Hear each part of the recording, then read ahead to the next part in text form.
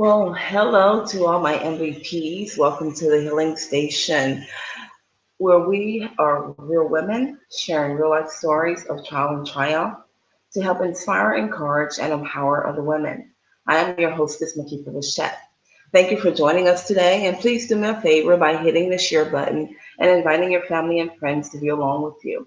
Starting today, we're going to be streaming, well, no, starting last Saturday, we started streaming live on Facebook and YouTube, so you can catch us there. And while you're at it, be sure to send in your comments and let us know that you're there. Say hello, let us know who you are, where you're from, so that we can acknowledge you in the audience. Today, our topic is turning trauma into triumph. And we are going to be talking about building resilience or developing resilience. This is a very important topic to discuss because considering that many people are not capable of dealing with things like conflict and loss or trauma, it's rather confusing yet quite interesting how two people can experience the exact same thing, yet one deal with it a totally different way. One might fall into a deep depression and feel like their life is over. They end up needing years of therapy and support to overcome their situation. Then the other one might have the ability to pick up the pieces and bounce back from anything, no matter how traumatizing it may be. So, what's the difference? How is it possible? Well, I don't have all the answers, but what I do have is a guest who has experienced some losses in her life, yet she's as cool as a cucumber and she's living a life of peace and tranquility. Please help me to welcome Sama Morningstar to the Healing Station. Hello, Sama, how are you today? Hi, can you hear me? Yes, I can hear you. Yes. I think All there's a right. slight delay in the audio because of the distance, maybe because I'm out of the country right now. So there may be a little slight delay in the audio. So if you respond or you say something and I don't respond right away, then that's probably it. Just be a little patient and give me some time. But we really appreciate you being a guest on the Healing Station. Can you take a moment to introduce yourself to the audience and let us know who you are and where you're from and what you do? Yeah, I'm Selma Morningstar. Thank you so much for having me on the show. Um, I live in Northern California in a little town called Middletown. It's just over the hill from the top of the Napa Valley that you might be more familiar with if you're not familiar with the area. I live between two volcanoes, and I have been a massage therapist and aquatic body worker for many years at a hot springs resort um, Wow. between those two volcanoes. Okay.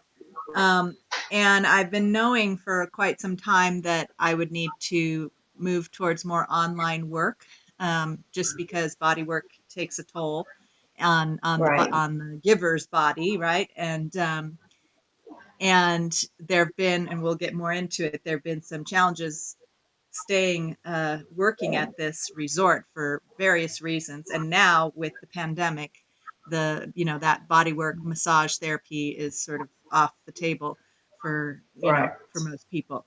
And so I've been developing my online work, and I've created an online space called the Womb Centered Healing Temple.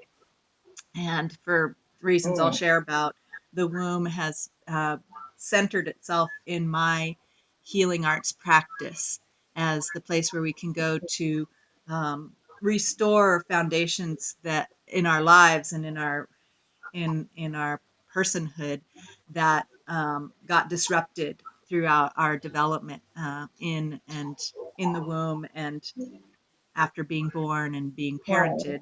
Um, the womb is very centrally involved in that whole process. And then in our initiations into our maturity as adults, again, the womb space is very central to those processes and it gets very much neglected. So my work is about restoring the missing pieces that we missed out on because of that neglect and helping people to become more whole by recentering on the life generating healing aspects of the womb. Wow, that sounds so interesting, Sama. What led you to get into womb healing? Was it a personal experience of yours? Well, depends on how far you want to go back. Well, I mean, we don't Um, have to go all the way back. I just thought maybe that was one little thing or something that influenced you to go into that particular area of work. yeah, yeah. The thing that I often say to people is that, in response to this question, is that it has become clear to me in my healing arts career that the way that I was conceived and birthed was set in place difficult blueprints for my life. And I realized Wow, that I needed to go back and redraw those blueprints. So my mom was a teenage mom at 17 who thought that if she told anyone that she was pregnant, that her mother would take her to get an illegal abortion in Mexico. So I was hidden. She was hiding me for fear of my life being lost for the first wow, until she started showing, obviously, in her pregnancy. wow. And then it was too late. But that Okay. experience of my mother's love, but having to save my life, right? That was really influential in so many powerful ways. So that experience in the womb set this blueprint, this foundation for my life that I've done a lot of work with, and it has become quite central in the work that I do. So, how did I learn that that was so important? Um, I really can't tell you that. Nobody told me that. I just knew that that was You important. just knew. Wow. Just Yeah. just an inner knowing, huh? Just Yeah, an and I inner think I did have a body worker that I apprenticed with for a period of time that started talking to me about my birth, and we went wow, back and we worked through it some.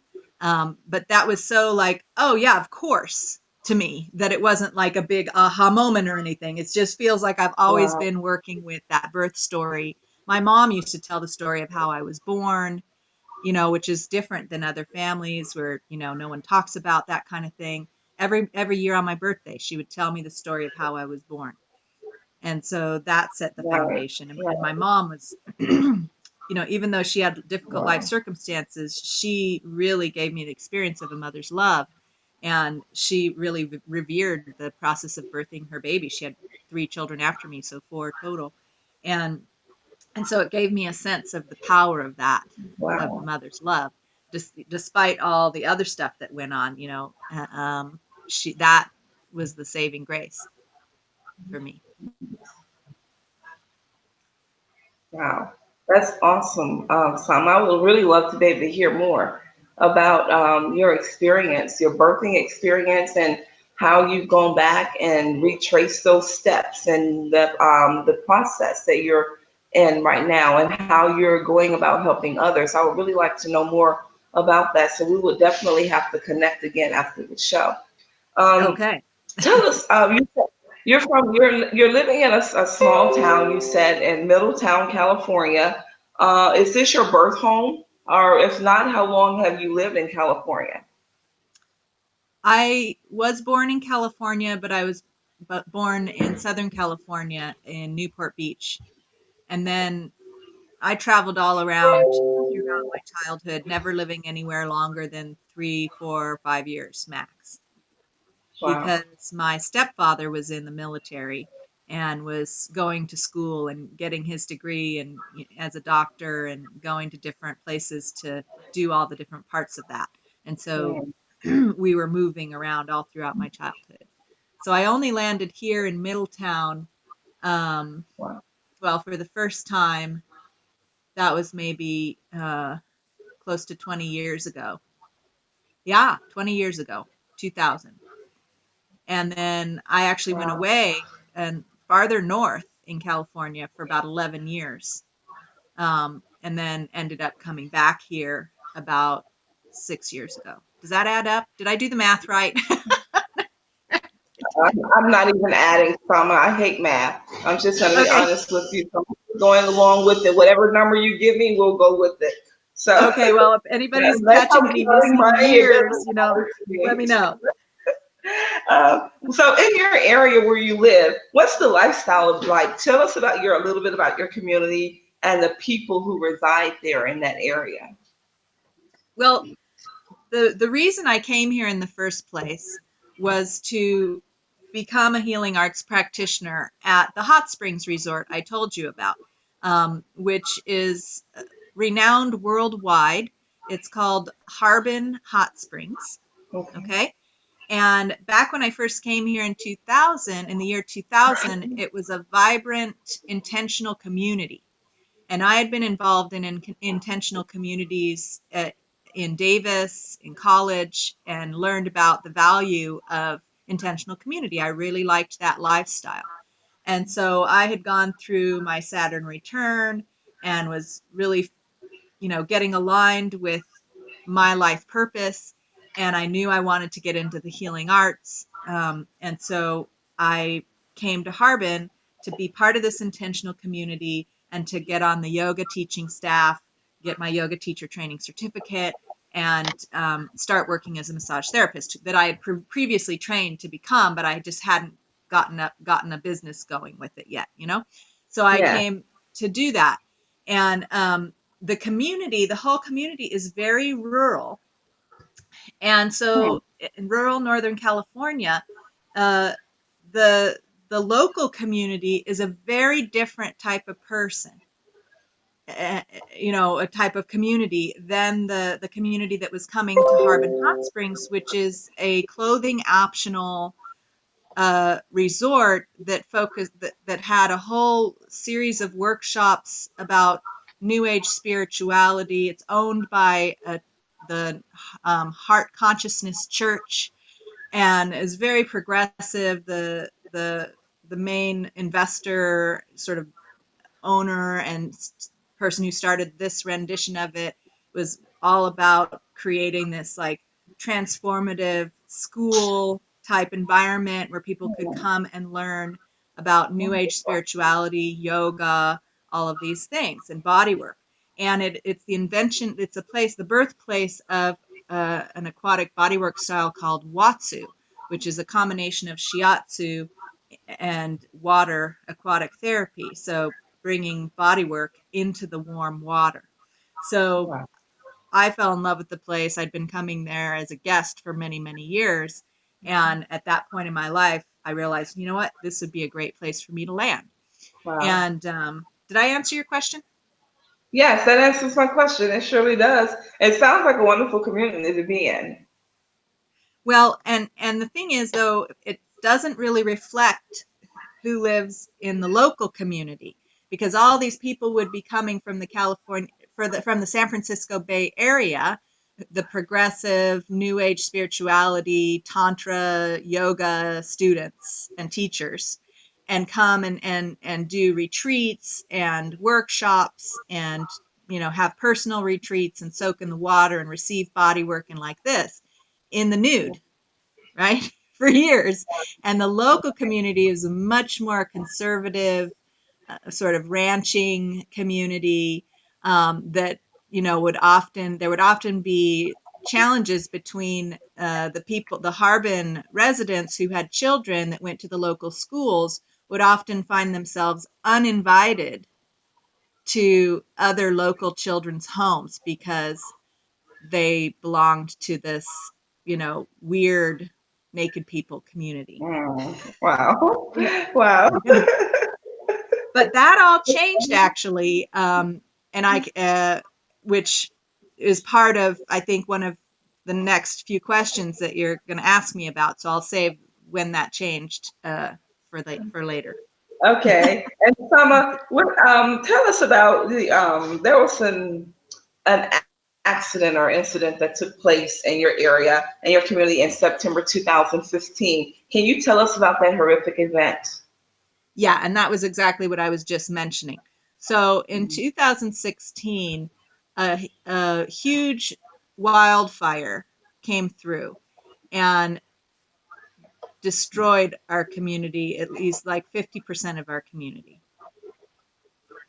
And Wow. so thousands of homes were lost. The entire Harbin Hot Springs Resort burned to the ground. we barely got out of the town. What happened was, and every year there had been, fire warnings, and the fires would get, you know, close to the area, but then they would get put out. But this year it was the perfect storm. So, Mm. um, the fire season is when it gets really dry or towards the end of the summer. Normally it was originally, but now it's sort of all summer long. It can be.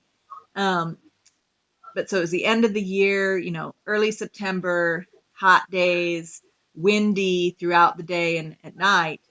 And the fire got started and just came raging down the hill. And we didn't really know about it except that one of our fellow yoga instructors at the resort called to see if we could sub her class because the fire was headed towards her home. And she wanted to stay home and make sure Mm. that she got her animals out and packed her house up in case she needed to evacuate. So my husband was going to go sub for her at her yoga class at Harbin. And he was in the midst of moving the rest of his art studio out of a friend's garage where he had his art studio set up, and he was trying to consolidate and bringing things back and forth. And when he talked to that friend before his next trip, that friend said, "No, you're not going to go teach yoga up there. They're evacuating Harbin Mm. because the fire had started coming over that part of the hill And and what time coming of day down." was this, Sama, when this happened? Was this during the This morning, the afternoon, at night? It was sort of in the middle of the day. I don't remember the exact time, but what I do remember is when I learned that Harbin had been evacuated, um, and that they had been evacuated to the high school. I think I started making some lunch to take over to my friends that were evacuated, right? Because it was my day off, but all my other friends were there working, right? And so Right. I figured, okay, they're stressed out. They've been evacuated. They're at the high school just down the street from me. I'll bring over some food. So I'm mixing up you know, some food. And my husband went to go help a friend of his who was closer to Harbin, who was moving, getting his mom's car moved. Everybody's sort of like, okay, what if we have to evacuate? So my husband went to Mm. help a friend, and he came back and he said, "We're getting out of here." And it didn't Wow. register to me what was happening. Like I was like, no, we're just gonna go help the people who've been evacuated. And he took me by the So when you, I'm shoulders. sorry. So when you first heard, I'm sorry. So when you first heard about the fire and everybody being evacuated, you weren't really sure that it was that your area was in danger at that time. Right, because our town is a big flat, like dry creek bed with lots of space between the forested hillsides. And so I thought, oh, this fire, it's not going to get to our town. It's going to burn itself out in the woods, in the hills Wow. nearby. And then there's all this empty space between the woods and the town, like big fields, not big foresty places. I just had an idea of it would just burn in the forest and it wouldn't come Mm. to the town, right? Somehow we had talked about that. That's how we made ourselves feel okay about the fact that every year there'd be fire warnings. And like, oh, it'll Mm. never come to our town, right? And so it took a minute for my husband because he'd been out helping his friend and he could see the fire coming and he could see how Mm. big it was and he could see how futile. He actually had one of these big aircrafts that drops fire retardant on places that are in danger of getting burned by wildfire. Right. Yes. They dropped fire retardant on my husband and his friend while they were like moving cars around and things at his friend's property. So he Oh my came home, God. he's all sticky with this fire retardant on him, and he says, "It's coming. We got to go." Wow. And he said they're evacuating the high school. They're not there anymore. We got to And get what out of came here. to your mind then, Sama, when he said we gotta go? What was the first thought that came to your mind? It was blank. Like I'm looking at his face and I'm my mind just went blank. Like it had to be like a whole system reset, you know? And I just was like, okay, he means it. We better pack some stuff. That was the next thing, And I started getting busy with getting our valuables together and loading them into the car. And luckily we had about an hour where we felt comfortable, and we had several cars. Um, and we had 3 cars at that time because he was in the process of selling one. He had just purchased another car, and we had just gotten the electrical fixed on the new car because it was a used car, but it was new to us, and the ignition wasn't working. The week before, we had just gotten the ignition working again. And that was a camper van with this Wow. wonderful car top tent with a sleeping bed, And in that it was and everything. important because you had to move your cars and everything. All the cars needed to be moved or evacuated. Exactly. Yes. Exactly. And so we're loading all of our valuables into the cars. And, my husband is a painter. So we have all these valuable paintings, and we're trying, we're trying to load everything in the car. And meanwhile, the wind, and I'm inside, packing things up and putting them at the door. And my husband's taking the stuff from the door to the car. And at a certain point, he wasn't quite right there for me and so I took something out to the car, and the oak tree in the front of the house, first of all, the whole sky had gone orange, and the oak tree was blowing in such a strong wind that the acorns were flying like bullets through the Oh my air. goodness. And my husband, it's just started happening. Like, so when a fire gets really big, it has a wind that goes in front of it. It generates this wind that Yes. then feeds itself, and Yes. it becomes like this beast. It was this we often talk about that fire that was like a dragon. Okay, so it just takes on a life of its own, and we realize at that moment, okay, that's it. We've got everything we could take, and we still weren't sure if there were people still left at the high school that hadn't gotten out yet, and we knew some of our friends might not have a reliable car, and we drove over there, uh, each of us in a separate car, to see if anybody would be willing to drive our third car out. But everybody was already gone. No one was Oh. around. So then we So got into this you're long basically the line of last ones to leave. cars. I'm sorry, what was that? I think you're basically the last ones to leave. No, we weren't. We merged into a long line of cars through our small town that has one road out. And it was there it was a bottleneck because there was a road construction going on, and it was a one lane at one point. And the fire trucks are trying to come from the opposite direction down that one lane, whilst all the cars from the community were trying to get out. Wow. So they would stop the cars that were evacuating just long enough to get the fire trucks from over the hill in. Mm. Because to tell you, what happened, our county, somebody in our county government had sent all of our fire trucks elsewhere to Mm. take care of a fire somewhere Wow. else. So when you needed them, they were not there. They weren't there. Wow. So our community was waiting for fire trucks and firefighters to come from the surrounding community, and that was the closest route to get out and back in. So we're all there in the bottleneck. That was one of the most harrowing drives. Now, we were lucky. We were ahead enough of the fire. There were other people that waited longer that Mm. actually, had the paint burned off their car, or their Oh. tires get so hot as they're driving down a road where the fire is on both sides, and the tires melt, and they're Oh having my to, goodness. pull over the car because suddenly their tires are exploding, and hop in a car with somebody else. So a Wow. lot of people barely made it out alive, but surprisingly, only 4 people passed away in that Wow. fire. Wow. And I can't say that's awesome because any life loss is too many. But it's good that there were not more tragedies or fatalities than what there were.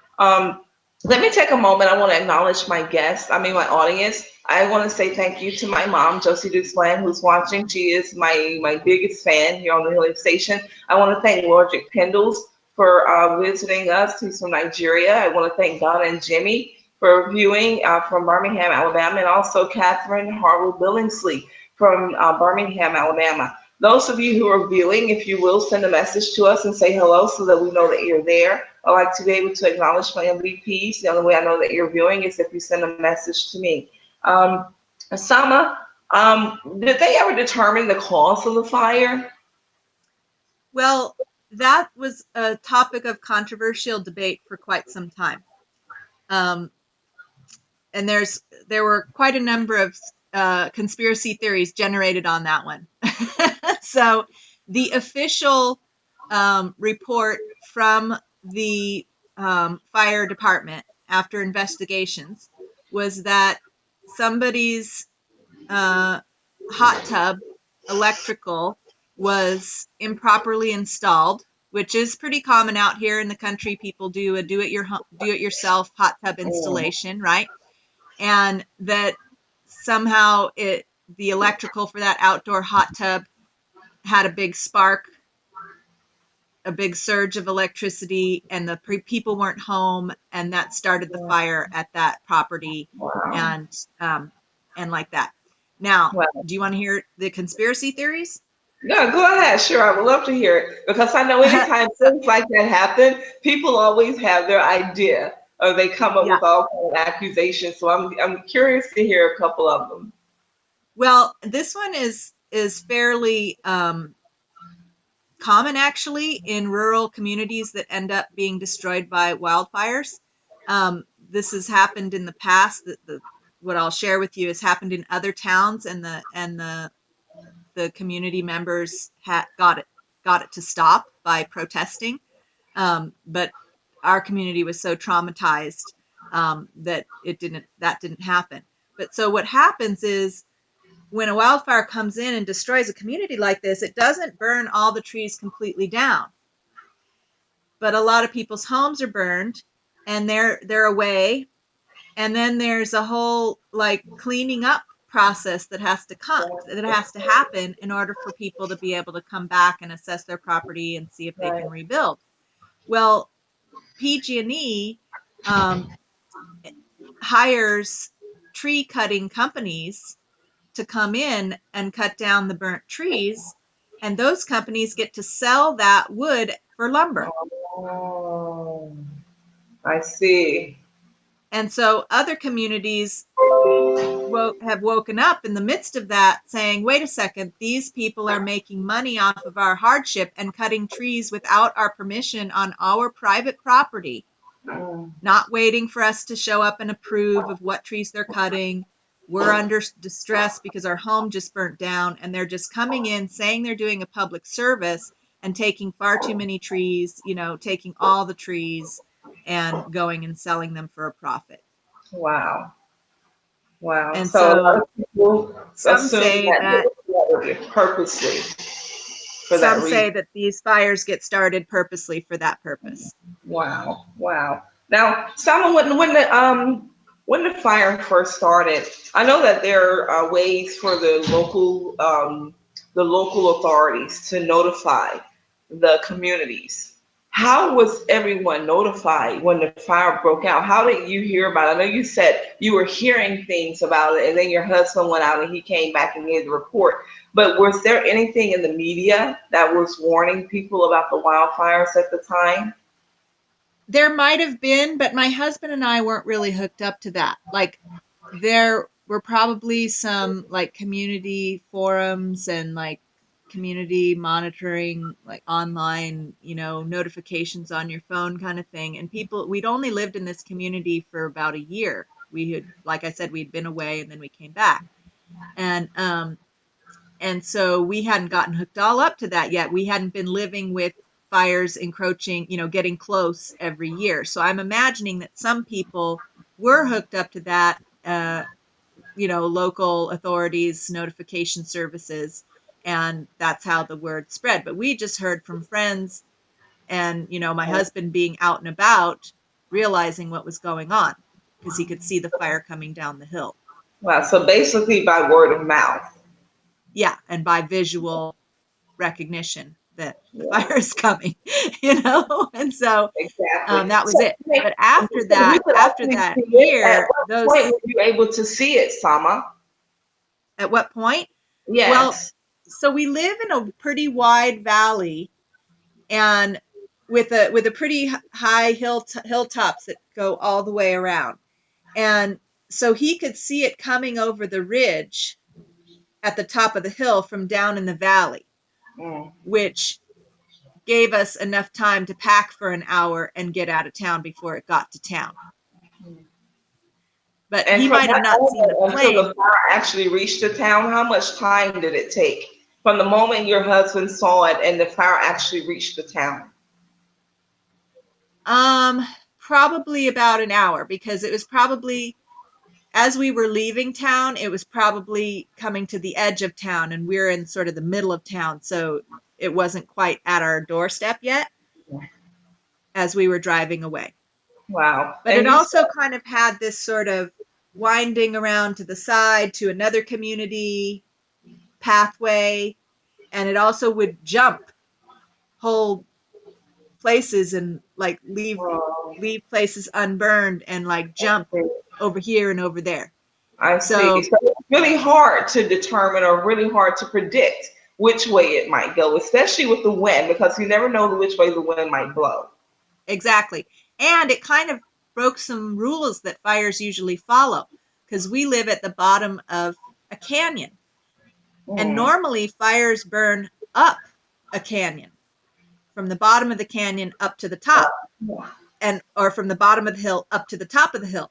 But because of the nature of the winds and all of that, for some reason this one burned from the top of the hill down the hill and down into Oh, town.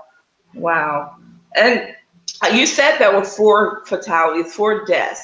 How much property was lost, Sama? There were over 2,000 homes and buildings lost Wow. in the community. And this isn't a huge community. That was about 50% of our community, which includes 3 small towns and like resort type areas. And how did the fire affect the citizens in the community and your relationship with them? People that you knew in the community, your organizations, all the people that you were associated with. How did that affect your relationships? Well, it's interesting because when we were first evacuating, and like I said, we'd only been back at the intentional community at the resort for about a year. So we were just sort of reestablishing our relationship with all of the people, building friendships for about a year. Whereas other people had been there for 10, 11 more years together and had long term friendships. We were kind of the new kids on the block. And Okay. so we were just going to go to my mom's in Sacramento. But when we got down over the hill, we stopped to eat and we ran into some people that we knew from the community, and they told us that everybody was over at the fairgrounds. And we went over there and we realized we wanted to be with all our friends for Mm, this evacuation. It was getting late at night by then anyway, because we stopped for okay. dinner and so we had everything packed up in our camper van, and we went and we parked in the fairgrounds, and we were welcomed there by that neighboring community to camp in the fairgrounds as Mm, evacuees. And they the next day they start the local restaurants in that town, which is wow. gourmet. It's a resort town as well. Showed up with uh, 3 full meals, hot meals a day for us. And so we Mm, ended up staying there. And so it created this beautiful bond of being taken care of by this neighboring town. And it created this powerful bond with the people in the Harbin Hot Springs community, but also a new bond between the Harbin Hot Springs community and the other local people that I told you before. There was sort of some friction, some side eye going on because of a difference in lifestyle and belief right, system. But there they right. were evacuated just like us. And what did we do? We started teaching free yoga classes and offering free body work to people who are stressed out. Their homes might be Awesome. burning. They don't know. And suddenly Awesome. here we are with a loving hand and a loving presence. Awesome. And Summer, has the community been able to rebuild and bounce back since that time? Um, a lot of people have rebuilt their homes. Luckily, not a lot of businesses burned down, but a lot of businesses did suffer because a big inflow of customers was always from people coming from out of town to the local resorts, and it wasn't just Harbin Hot Springs that burnt down. There was another big resort up on the hill at one of those other two towns that I told you about that also burned down.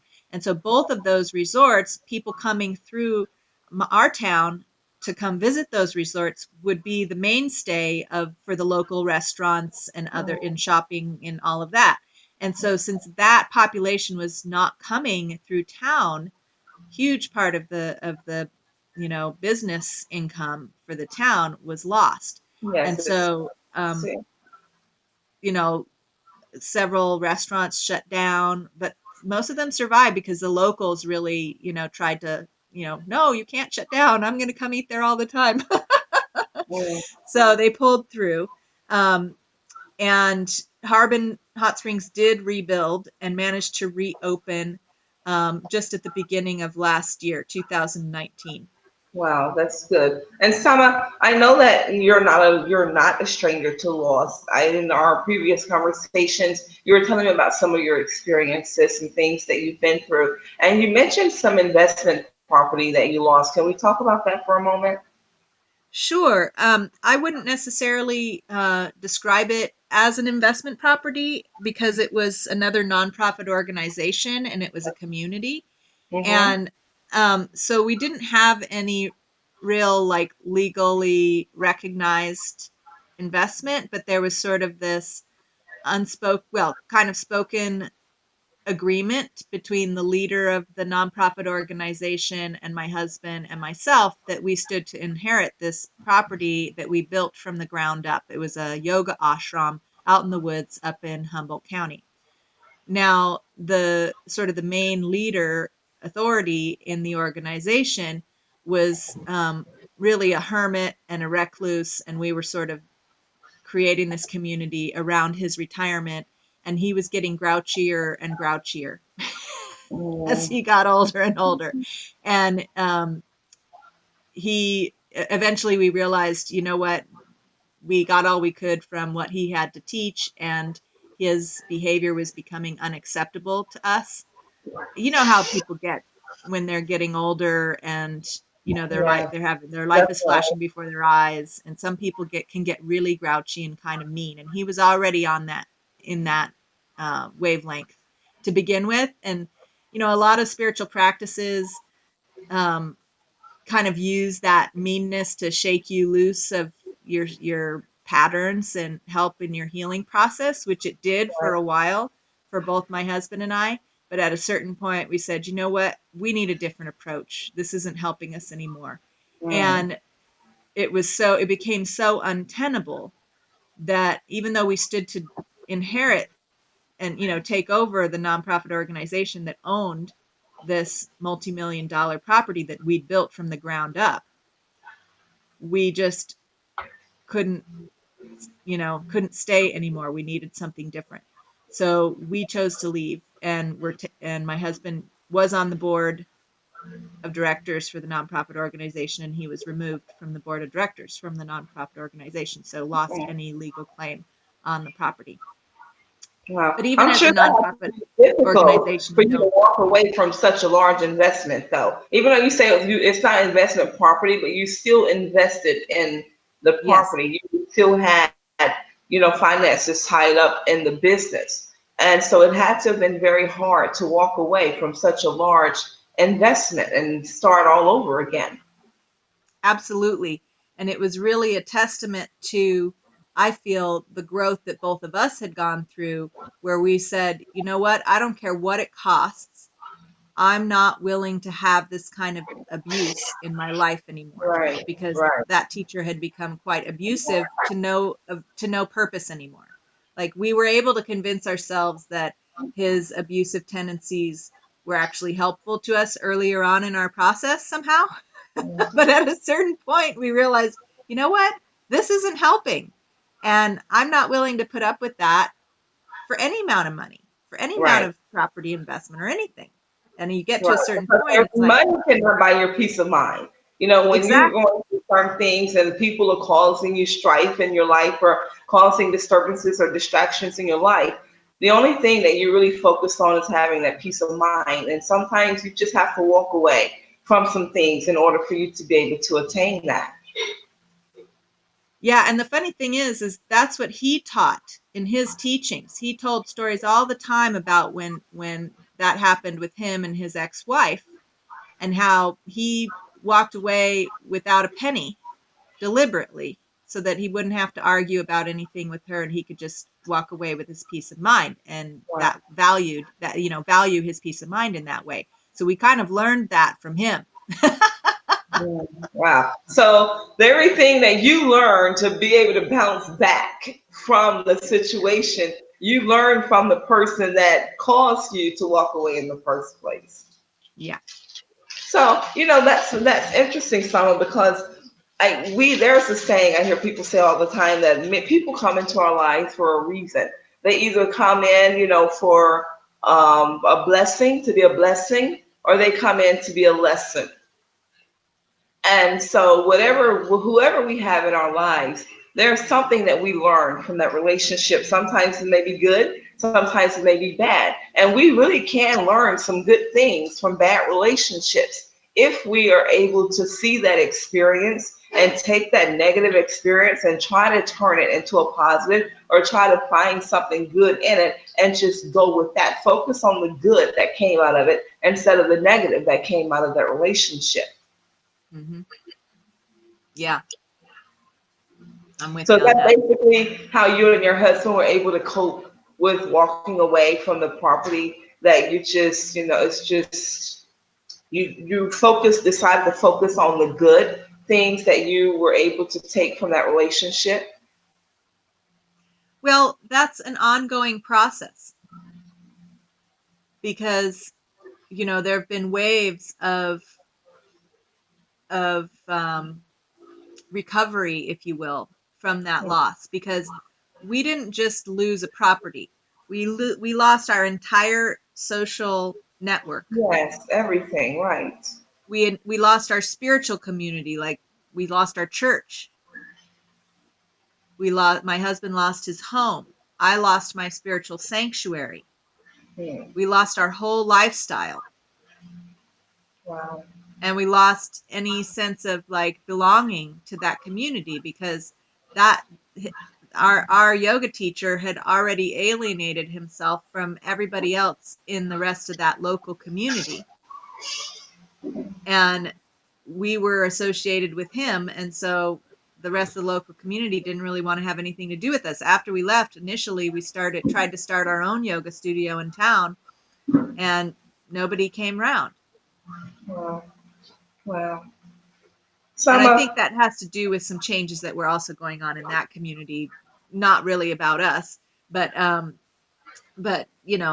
it was hard to get something like that started in the community anymore. And then also his reputation kind of was this cloud surrounding us, you know? Have you had any And contact with this person? I'm sorry. Have you had any contact with this person since you all left the community or walked away? he actually died 3 years later. Oh, okay. And So and how no, have we you didn't able have. to cope with that? Have you been able to forgive the person for the conflict that happened between you all? That is, again, that's an ongoing process, because every time we come up with a skill that we learned from him that helps us cope with a more present situation. Like, I feel like a lot of what we learned from that experience helped us to actually flip what happened after the fire into a very Mm, much of a thriving situation for us, I see. I because see. we learned how to do that. We had practice run, right?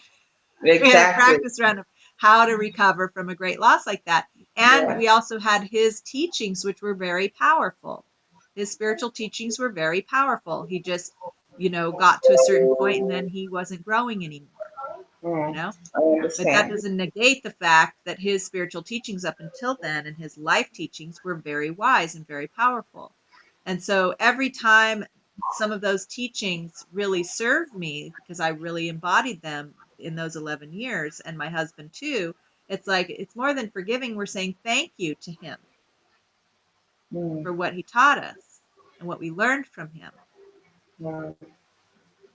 That's awesome. I love the way your perception, the way you perceive things, the way you look at things. You seem to be a very positive person. And so it's very hard for you to accept negative situations. Well, not really accept them. You don't have a choice but to accept them.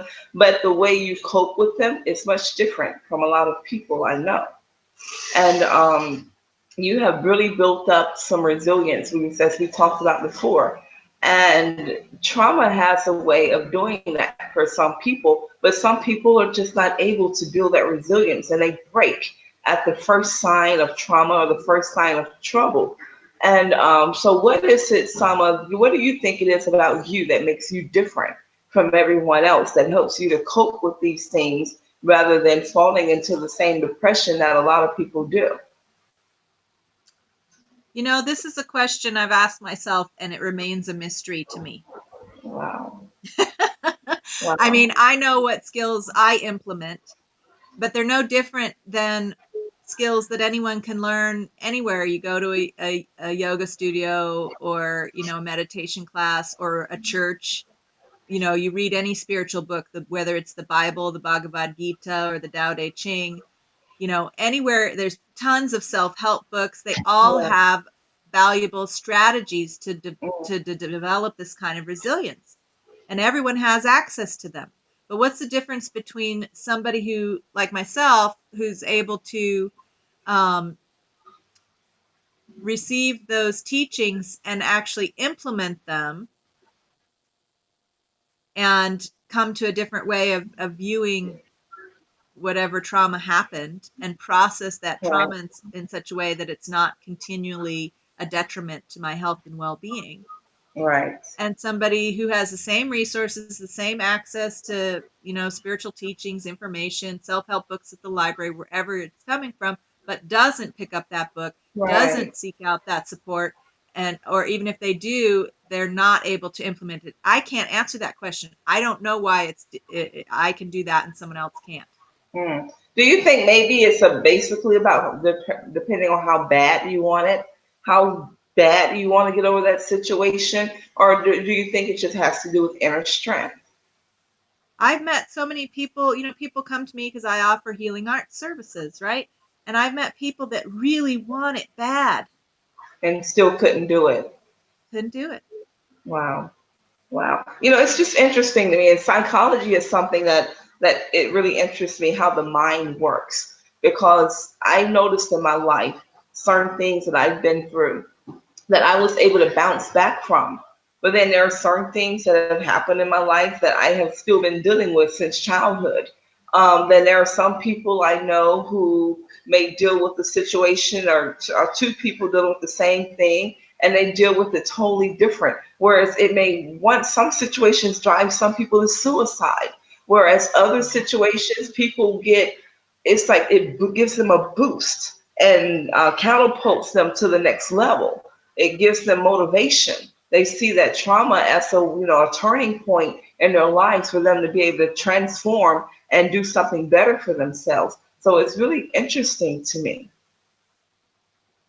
Yeah, and I think part of what I attribute it to for me is my ancestry.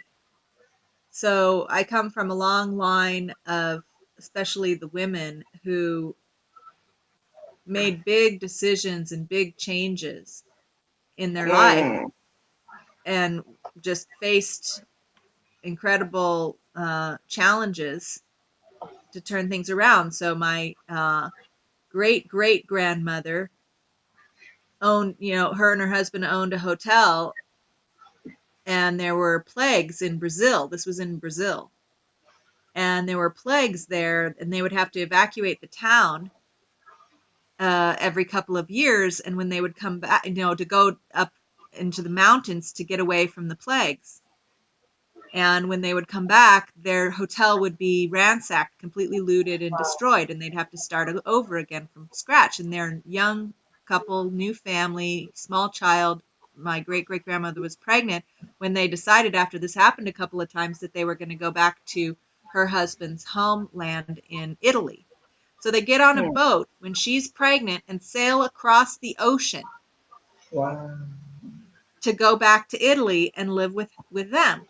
And so that person she was pregnant with was my great grandmother, who then, when she's coming of age in Italy, her older brother had already immigrated to California because the economic prospects were so Wow. dismal in Italy for young Mm. people. And so she got hooked up with one of his friends who paid her passage with the understanding they would get married when she arrived in San Francisco. So she Mm. meets him and rejects him and says, "No, I'm not going to marry you." After sailing across the ocean through the Panama Canal, I suspect, and meeting him, and says Wow. no. Why? And then I did. ends Do up, you have I any mean, the reason story why goes she said on. She ends no? up marrying someone else, But do you who know why was she said abusive. no to the guy she came with? What? Do you know why she told him no? They traveled there together, right? No, he was already there in Oh, he was San already there. Francisco. Okay, okay. He was I was going already to say there. somebody And that he then, traveled overseas with, and then he get there and propose, and you say no. So I was no, curious to know what was her reason. you know, I've I don't, that part of the story wasn't told to me, but I've done some like meditative journeying with it, and I'm writing it into sort of a epic multi-generational memoir where I'm Mm, letting my cellular memory and imagination sort of make up the parts that we don't know about for yes, sure, right? We yes, don't yes. have letters or Fill in the documents that say blanks. why. You're letting your imagination fill in the blanks. Exactly. And so what I'm from my research, it was not a safe or pleasant journey for single women on those boats, transatlantic boats. So So they my had to be suspicion, strong. what? They had to be very strong women to endure. Well, and my sense of it is that she might have suffered sexual assault Mm, while on the boat. It okay, was very common for um, single women to be assaulted or placed into sexual servitude by the staff of the boat. right, right, right. Summer, And so um, I'm sorry. Go ahead. Go ahead. she might have arrived just fed up with the whole thing and pissed off. Even if that hadn't happened, she could have been, she would have been, being prospected and sexually harassed and tried to, there were plenty of men on the boat trying to get her sexual services. Like she was Right, supposed to be part of the entertainment on their boat right, ride, right, as a right. single woman on the boat for Mm, weeks, 6, 8, 10 weeks. So she might have just arrived just like fed up and leave me alone. I don't want to have anything to do with men. yeah, and it could be that. I can relate. I can definitely relate. I've been there at one point in my life. Um, Yeah. what have you, when it comes to coping with trauma, what have you really learned about coping with it? How have all these things that you've been through, and I know there are other losses, so we don't really have a lot of time to get into all of them, but I want to know the things that you have been through. How have these things shaped your character and your life view?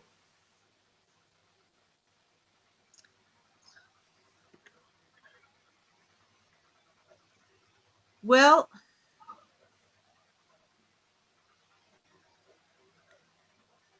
each one shapes it in a different way. Each experience shapes it in a different way and has a whole collection of lessons learned and Yes. strengths reclaimed and belief systems developed, you know. And some of them I'm still processing, like the Mm, whole wildfire thing. There's been wildfires every year since that wildfire in our community, and I've evacuated 3 more times since then. wow. And our home didn't burn down, but we've evacuated 3 more times and our home still didn't burn down. but more parts of the community did burn down. And so Wow. that I'm still processing.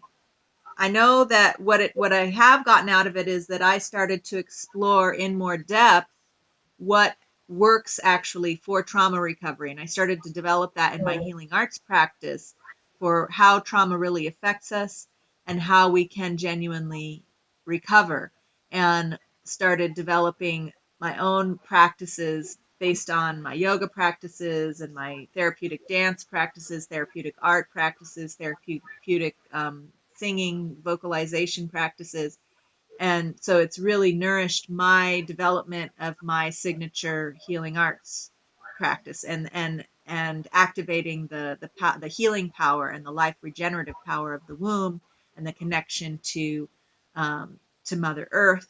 And it's really awakened in me this awareness that these fires are a message from Mother Earth that things are terribly out of balance, and mm, these fires are the consequences of um, hundreds of years of exploitation of the mm. Earth's resources without giving back.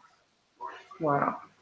And it's the Wow. same kind of thing with women's health, that a lot of menstrual health issues and fertility issues that women have are from hundreds and thousands of years of women being exploited sexually, just like we were talking about with my great grandmother.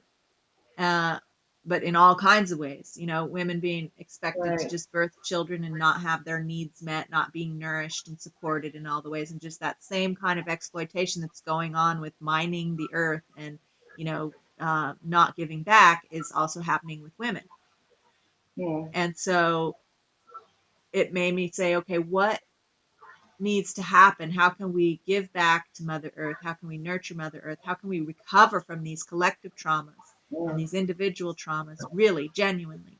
Because talking therapy does, I studied psychology in college and recognized that, I could think and understand and talk about and tell my story frontwards and backwards, but it didn't change how I felt and it didn't change my behavior. And mm. so I would still be repeating the same patterns, even though I could explain to you Right. exactly what the pattern was and where it came from and strategies probably to get myself out of it. It still wouldn't change. So those traumas, those patterns get stored in our DNA, in our cellular memory, in our body. And so it takes a different approach. It takes more of a somatic, body centered approach to heal. And so all of these circumstances really motivated me to explore what what is necessary to really heal and come back into well-being, to return to Mm. well-being. Wow. Wow. And then I Selma. can offer that, when I learn that, to my clients and students. So it helps to be sort of a healing arts practitioner by calling, because then anything that you experience that might be detrimental to your health becomes this research project of how can I serve my clients and students better by learning Right. how to heal myself. Right. Right. And Selma, what final words? I really enjoy listening to you talk about these things and talking about the womb and talking about, how it's really a matter of just trying to keep balance, trying to keep things in the earth balanced, because balance is necessary in all aspects of life. And when there is no balance, we can expect that there will be trauma or there will be conflict or something negative is going to come out of that. I want to ask you, what final advice can you give to others who are right now facing difficulties in their life, and what areas do you think they should look at in order to help them figure out exactly where that issue, this where it stems, where's that root? Well, I think the most important thing that I would impart to people is to take a look at their basic human needs. Okay. So we need clean air, Yes. clean water, healthy food, exercise, exposure to sunlight, and sleep. a certain number of hours a day. And Yeah. most of people, our lifestyles do not provide a large portion of that list to us. Yes, and you're right. You are so right because I know mine doesn't. There are so many things that you just mentioned in that list that even if they consist in my lifestyle, it's not enough. Exactly. And so we can, if we focus on our basic human needs, we also need intimate connection with other humans. We need community. We are Yes. communal people. And Yes. the structures of our society have us very isolated right now. And so my life has been a meditation on how can I restore my basic human needs? And that's one of the reasons I moved out to the country in the first place, is because I wanted to have clean air, clean water, and access to healthy food. Yes. Yes. Sama, there is a question from the audience. Josie Dukes Bland Okay. is asking, where is Sama now and what is her lifestyle? So they're wanting to know where you live now. Maybe they came in a little bit late in the beginning, but she's asking where you are now and what's your lifestyle right now? What is it that you're doing? But you've been talking about during the interview, but you can go ahead and respond to her. Yeah, well, it might be confusing even if they heard all the preliminary, because if Yeah. this community burned down, what am I doing? So my house didn't burn down. And for the 3 or so years when Harbin was rebuilding, I was commuting over the hill to the Napa Valley to do massage therapy a couple days a week. But I had already started building my online business with my womb centered healing work. And I really, that fire lit a fire under my business to get that part of my healing offerings going. And then Harbin reopened and I went back to working there, teaching yoga there. And then when the pandemic hit, that all shut down again. Yeah. So I had had enough time to build my online business enough that it was actually making some income, and I had strategies and structures in place to really just focus on that. Um, and so that's what I'm doing now. I stay at home and I'm writing a book. Actually, I'm writing several books and I'm learning how to get those published. I'm planning on creating audiobooks from my books and figuring out how to. I've created a little audio studio in my back room to start offering my services as an audiobook reader. As some say, I have a good voice for that. I've been doing podcasting for a while, so um, I think I'd probably be pretty good at reading audiobooks, recording audiobooks. So that's one thing I might venture into. And my husband made a big transition after Harbin burned down and ended up, now he's found his calling. He's a recreational therapist at the local hospital in the psych ward. That's So awesome. he goes and teaches people and works with people who are in a crisis situation in their life. Some of the kinds of things where you were talking about what takes somebody over the edge versus finding their resilience. Well, he So works with you're the both people who got. working at a position of healing. Exactly. And so Yes. he helps people who've sort of gone over the edge and they've ended up in the hospital. And he helps them find their bearing again through recreational activities and through a program called WRAP, Wellness Recovery Action Plan. So he helps them have self-reflection, self-awareness, and make a plan of, like, I know these things, this list of things helps me feel better, and this is a list of things that signal to me that I'm getting close to the deep end. And this is Wow. these are a list of things I can do to pull myself back. So making a plan of self-knowledge and awareness, very practical steps to help these people. So he got some training with that. And so now he's a healthcare worker. So he hasn't lost his income. And so he's able to, keep us afloat while I'm getting my business, That's great. stronger and stronger. That's great. And you mentioned the pandemic, Sama. So all the things that you've been through that have helped you to really build resilience, I guess that's what's helping you to cope with the pandemic right now, huh? Yeah, well, besides the fact that I'm sort of a recluse and a introvert, not a recluse. Yeah, maybe that's the right word. Hermit, kind of, somebody I like to be by myself a lot. And so, and I was kind of getting towards the end of my massage therapy career, um, anyway, and ready to just focus on my body of work, what my particular gift to the world is, bringing together everything that I've learned and delivering that in my books and in my training programs and my healing programs. And so that's just my passion. And I'm not a big socialite. I don't go to parties. I don't, go to events. So it's not really big different thing for me.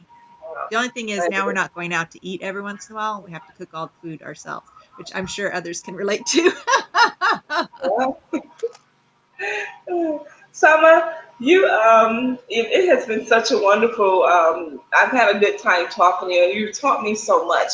I have learned so much from you about the womb care and womb healing. Can you tell us if anybody's interested in your services, how can they get in touch with you?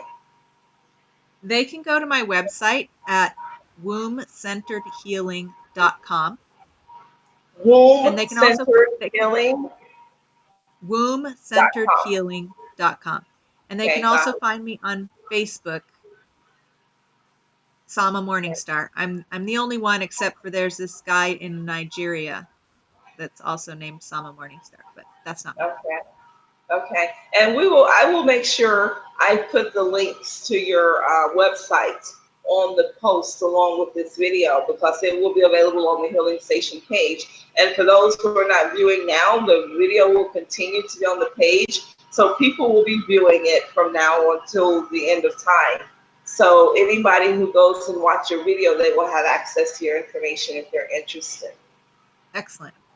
Good. Sama, thank you so much for gracing us with your presence on the show and sharing your experience with us. It has really been an honor and a privilege talking to you today. Well, I have had a lot of fun too, so thank you so much for having me on the show. Yes, thank you. And I want to connect. You said you were looking to get some information about you're trying to publish a book. So maybe I can share some information with you because I'm in the process of writing my second book and getting it published. I have one that I've already published and it's pretty good. So let me give some information to you to help you out with that. All right, sounds great. All right, so we'll connect a little bit later. Thank you so much, Sama, again for Thank being you. a guest on the show. And to my MVPs, please say goodbye to our guests. And thank you so much for being so awesome. Your continued support, encouragement, and prayers are always appreciated. And don't forget to join us next Saturday. Our topic will be relationships and dating, recognizing red flags, where our guest will be sharing about her relationship experiences and giving us tips on how to recognize those red flags in relationships. Don't forget to visit our page and donate towards our mission. We need all the help we can get because we're trying to do some awesome things for some awesome people here at the Healing Station, some deserving people. Our time is up. I got to get out of here, guys. I can't wait to see you next week. Want you to have a happy and a safe weekend. Much agape love to you always. See you next time. Goodbye.